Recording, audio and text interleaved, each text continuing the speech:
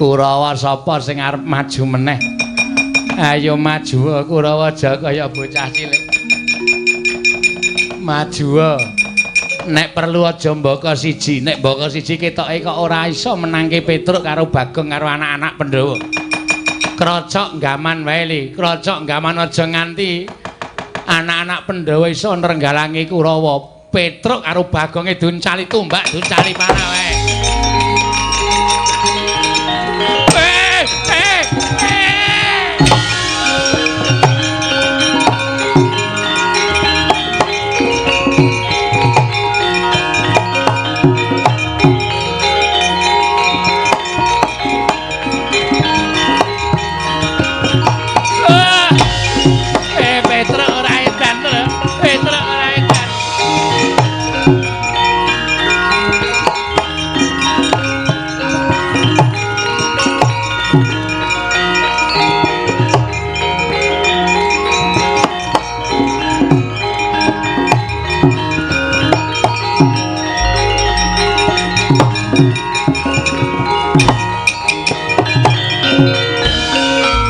Kula nuwun Pak Bagong. Pasien. Monggo, monggo. Nggih. Sinten niki? Niki anak kula. Oh, Kang Bajeng nggih. Perlunipun anu dereng supit. Etre aja ya, Tre. Etre tangane iki ora sang ngene.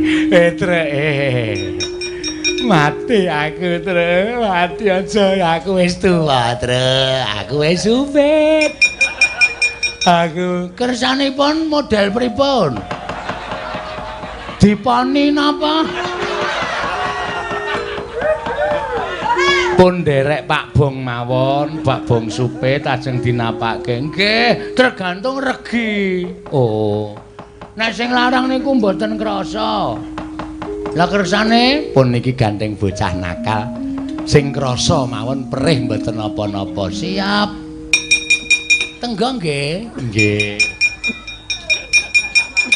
Pun. Aduh. Petro mati aku, Tru. Ora kurang ajar. Pun gak diuculi. Lho, pun sepuh. Pun medal brengos. Nggih. Pun nggih ngadak Petro mati aku. Petro mati aku mboten cah bengok-bengok. Mengke ndak kecuwes. Nggih, anteng. Ana cah bagus. Aduh. Aduh Petro. Ayo. Kelas pinten, Li? Sekolahe nendi, Li? Sekolahe teng pundi cah bagus? Sekolahe kelas pira, Li? Pun nggih. Pun.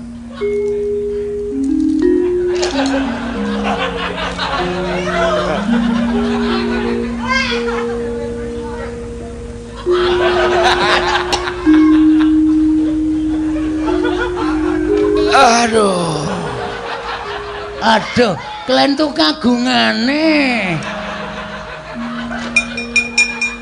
Bagong setan. Aku kok ya ora krasa. Sorry, nggonamu kedawan kok. Nyelip nggone sengkune. Ayo njuk ngapura rasa edan. Kok lorone kaya ngene kok.